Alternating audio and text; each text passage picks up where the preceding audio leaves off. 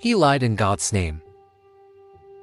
Have you ever wondered how someone can convince hundreds of people to abandon their lives, give up their fortunes, and follow them to the ends of the earth? This isn't the plot of a movie. It's the true story of a man who claimed to have a direct line to heaven, a man who built an empire on faith and fear, and the chilling events that led to its catastrophic collapse. Today, we delve into a tale of manipulation so profound, it will make you question everything you think you know about belief and power. It all started with him, a man with a disarming smile and eyes that seemed to look right into your soul. Let's call him Elias. Elias didn't burst onto the scene with fire and brimstone. He was quiet, articulate, and his message was simple. He had been chosen. He claimed that divine voices spoke to him, revealing secrets of the universe, prophecies of the future, and a path to true salvation. In a world full of noise and uncertainty, his words were a beacon of clarity. He spoke of a new dawn, a community built on love and purity, far from the corruption of modern society. To his first listeners, he wasn't just a preacher. He was an answer to their prayers. And so they came. First a few, then dozens, then hundreds. They were teachers, doctors, farmers, and students. People from all walks of life, each carrying their own burdens and searching for meaning. They listened to Elias's sermons, captivated by his promises of a better world. He asked them to prove their faith not just with words but with actions. They began by giving small donations, but soon, Elias's demands grew. To be truly free, he would say, you must shed the weight of your material possessions. Trusting him completely, his followers sold their homes, liquidated their savings, and turned over every last penny to his organization, believing they were investing in their own salvation. They cut ties with skeptical family members and friends, isolating themselves within the group's tight-knit community. Their entire world became Elias and his teachings. They weren't just followers anymore, they were a family, bound by a shared devotion to the man who promised them paradise. Inside this isolated community, incredible stories began to circulate. A woman who had suffered from chronic pain for years was suddenly cured after Elias laid his hands on her.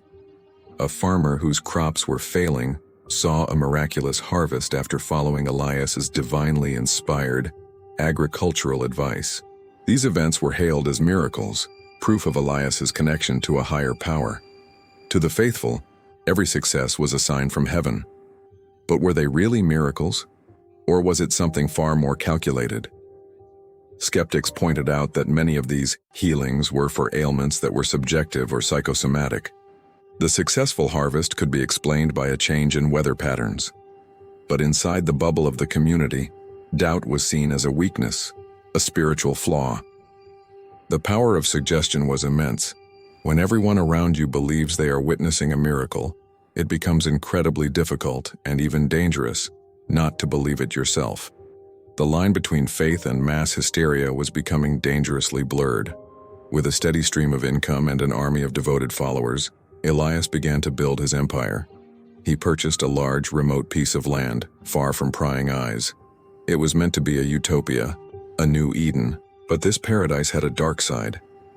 The community was governed by a complex set of rules, all dictated by Elias. He controlled what they ate, what they wore, and who they could speak to. Fear became his primary tool of control. He spoke of an impending apocalypse, an outside world teeming with evil that would soon be destroyed. He was their only protector, their sole ark in a world about to be flooded by chaos. Those who questioned his authority were publicly shamed, accused of being possessed by demons or working as agents of the enemy. The psychological pressure was immense.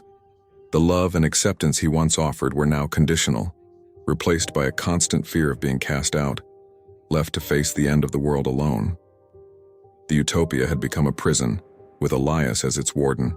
For years, the secrets of the community remained locked behind its gates, but no secret can be kept forever. A young woman, let's call her Sarah, had joined the group with her family as a teenager. She grew up believing Elias was a prophet, but as she got older, she started to see the cracks in the facade. She saw the fear in people's eyes, the way families were torn apart over minor infractions, and the opulent lifestyle Elias lived while his followers toiled.